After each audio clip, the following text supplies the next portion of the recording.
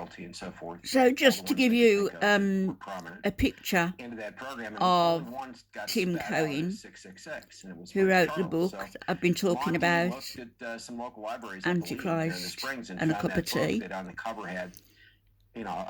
This is an interview with Janie Duval. A partial crop of Prince Charles' heraldic achievement. And this is the interview I watched. I went back to the coat of arms then? Yeah, it's actually called an heraldic achievement, but it's more loosely called the coat of arms. Okay. Yep.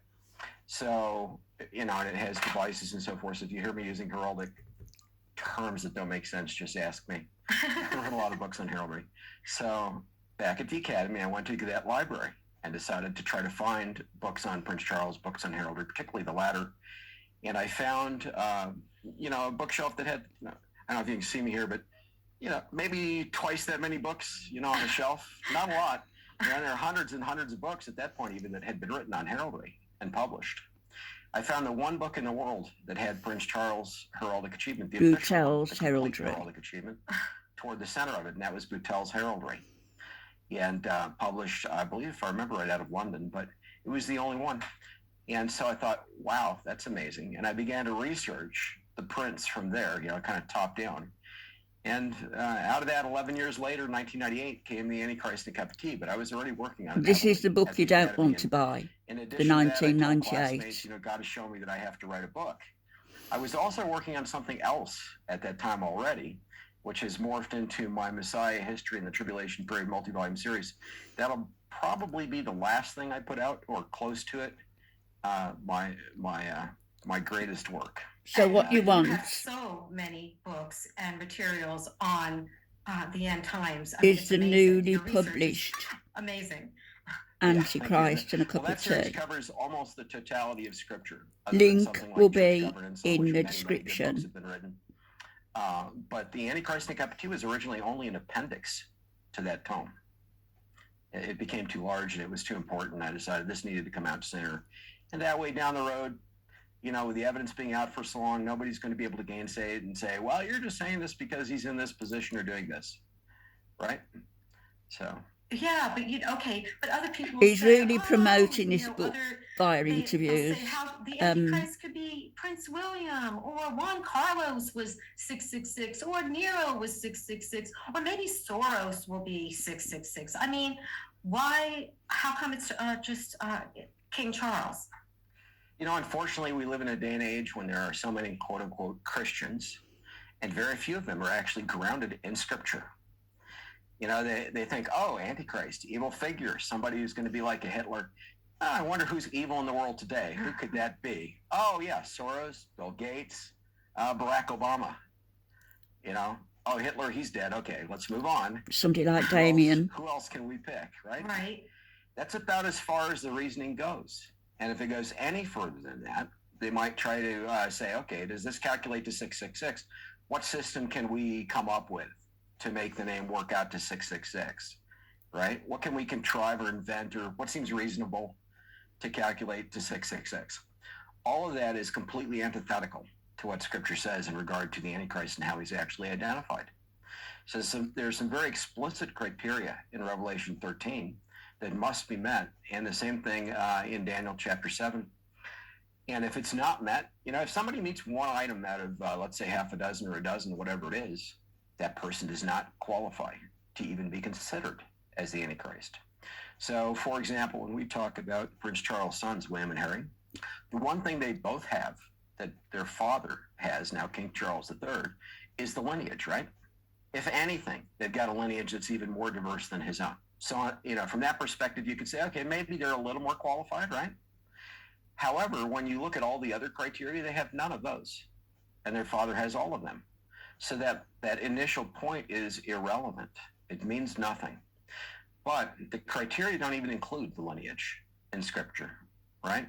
The one thing that we would think of logically and rationally as Christians and those who are well-grounded in Scripture is that when the Antichrist comes along, since he's going to deceive the whole world, per Revelation 13 and the big Daniel 7, deceiver, all the nations are going to be following this guy. For them to delude a nation like Israel, into thinking that he's the Messiah, the word Antichrist means counterfeit Christ, or in place of Christ. And of course, Christ is the Greek equivalent of the Hebrew word for Messiah. Christos, in Greek, probably not pronouncing that right. And Mashiach in Hebrew, they both, when translated to English, mean anointed. They are the same word. One is Hebrew, Mashiach. The other is Greek, Christos, Christ Messiah. So when they think of the Antichrist, in that sense, he's just a counterfeit. And they might look at the lineage and say, okay, he's got to be able to deceive Israel into thinking he's a descendant of King David. To say, hey, I'm your Messiah. He's got to be able to deceive the Muslim world, ostensibly, into thinking he's the successor to Muhammad, the Mahdi, what they call their Mahdi. In this case, we've got the lineage, and that's it. That's not specifically stated, though, in Scripture. What is stated, and this gets to the root of your question, is in Revelation 13, it says, here is wisdom. Let him who has understanding calculate the number of the beast, for it is the number of a man, and his number is 666. So there's a beast involved, and it's the number of a man, right? So before we can do the calculation, number one, that imagery of the beast, whatever it is, has to be associated or in some fashion present with that man. If it isn't, no matter what system we use to do the calculation, even if it's the right system, and even if we're doing the calculation the right way, doesn't matter. It's irrelevant. Right. It has to have the imagery first, which that I didn't realize until I was looking at your materials, and the imagery is in Daniel and Revelation, correct? Yes, and in fact, portions of it are in other places in the Scripture. Okay. But the bottom line is, the imagery being present for that person is the authority to attempt the calculation. Without the imagery, you can't do the calculation in context. It's meaningless. The second point is, we're not free to just invent a system for the calculation. Everyone, almost without exception. Monty Judah obviously would be an exception, right? I'm an exception. Almost without exception, everyone who's ever attempted to do a calculation for anybody, including the Pope, all these different popes, to say, well, 666, look at that, like Vicar or something like that. Wow, he might be the Antichrist. They've invented a system that isn't the biblical system. Okay. So again, meaningless. How do I know that? Well, the English is translated. It's not the original Scripture. It's a translation. And in the Greek text from which the verse is translated, Revelation 13:18, in both the received text, the Textus Receptus, and the majority text, not the NU text, but the received and the majority, which means the majority of extant Greek manuscripts of the New Testament, original Greek manuscripts, the number 666 is not written in the form of words. It's given one letter for the number 600, a second letter for the number 60, and a third letter for the number 6. In other words, the actual system for the calculation is what's used to specify the number 666. And in that way, the system we're supposed to use is identified for us. And historically, as it turns out, it's the ancient biblical numbering system from Hebrew transferred sequentially, not phonetically, to the Greek language. That tells us something more. It tells us that the system itself can be transferred sequentially to any language to do the calculation natively in that language without tampering with the name, without having to translate things, right?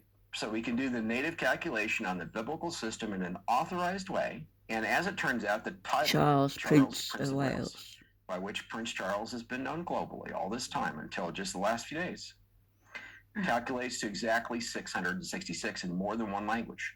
Even on one language, that's close to impossible.